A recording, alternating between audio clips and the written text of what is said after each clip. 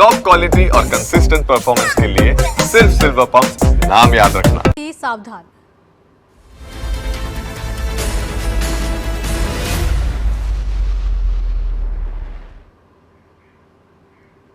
સુરતના કામરેજ તાપી બ્રિજની કામગીરી યુદ્ધના ધોરણે શરૂ કરવામાં આવી છે।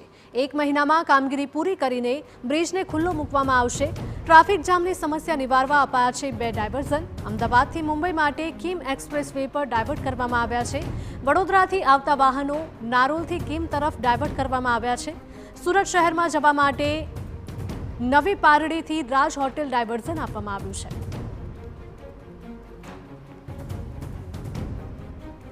रूस से सूरत जाने वाले पोर्शन में हमारा एक एक्सपांसन ज्वाइन जिसे हमें ठीक करना है, उसमें पिछले 1.5-2 साल से हाई वॉल्यूम ट्रैफिक होने के कारण और कोई अल्टरनेट दूसरा ब्रिज नहीं होने के कारण हम काम नहीं कर पा रहे थे।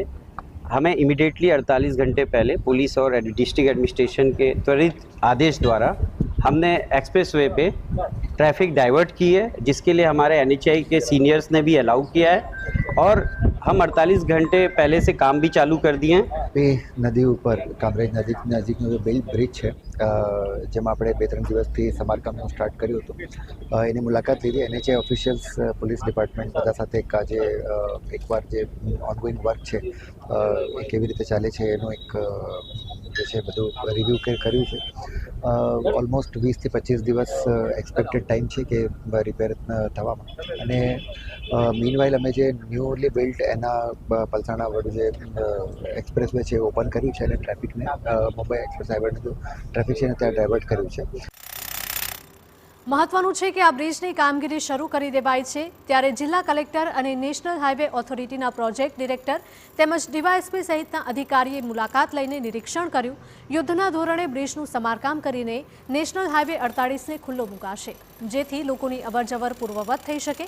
આપને જણાવી દઈએ કે ગંભીરા બ્રિજ દુર્ઘટના સમયે આ બ્રિજ પણ પ્રકાશમાં આવ્યો હતો। અગાઉ આ બ્રિજના 2 સ્પાન વચ્ચે લોખંડની પ્લેટ મૂકીને કામચલાઉ વપરાશ થઈ રહ્યો હતો, ત્યારે કોઈ દુર્ઘટના ન બને તે માટે તંત્રએ કામગીરી શરૂ કરી।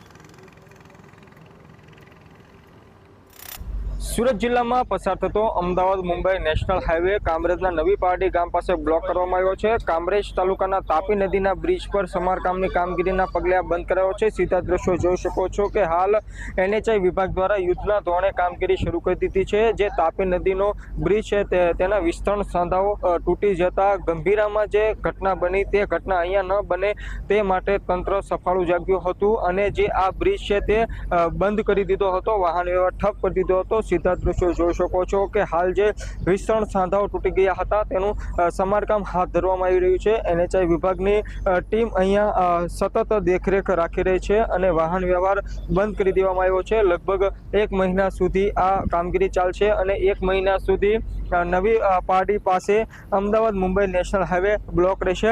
વાહન ચાલકોને તકલીફ ન ભોગવવાનો વારો આવે તે માટે કિમ એના એક્સપ્રેસ શરૂ કરી દેવામાં આવ્યો છે અને તમામ વાહનો એ જગ્યા પર ડાયવર્ટ કરી દેવામાં આવ્યા છે। સીધા દ્રશ્યો જોઈ શકો છો કે જે વિસ્તરણ સાંધાઓ તૂટી ગયા હતા, જેના પર છેલ્લા 2 થી 3 વર્ષથી લોખંડની પ્લેટ મૂકી દેવામાં આવી હતી, જેને લઈને વાહન ચાલકોને ખૂબ જ ભારે હાલાકી ભોગવવાનો વારો આવતો હતો અને ક્યાંક ને ક્યાંક મોટો અકસ્માત સર્જાશે તેવી પણ દહેશત વર્તાતી હતી। ત્યારે ગંભીરા બ્રિજ પર જે ઘટના બની એનો બોધપાઠ લઈને કામરેજના તાપી નદી પર આ ઘટના ન સર્જાય તે માટે સુરત જિલ્લાનું વહીવટી તંત્ર સફાળું જાગ્યું હતું અને જે વિસ્તરણ સાંધાઓ છે તેને સમારકામ કરવાની કામગીરી યુદ્ધના ધોરણે શરૂ કરી દેવામાં આવી છે। હાલ આ કામગીરી 1 મહિના સુધી ચાલશે તેવી પૂરેપૂરી શક્યતાઓ છે।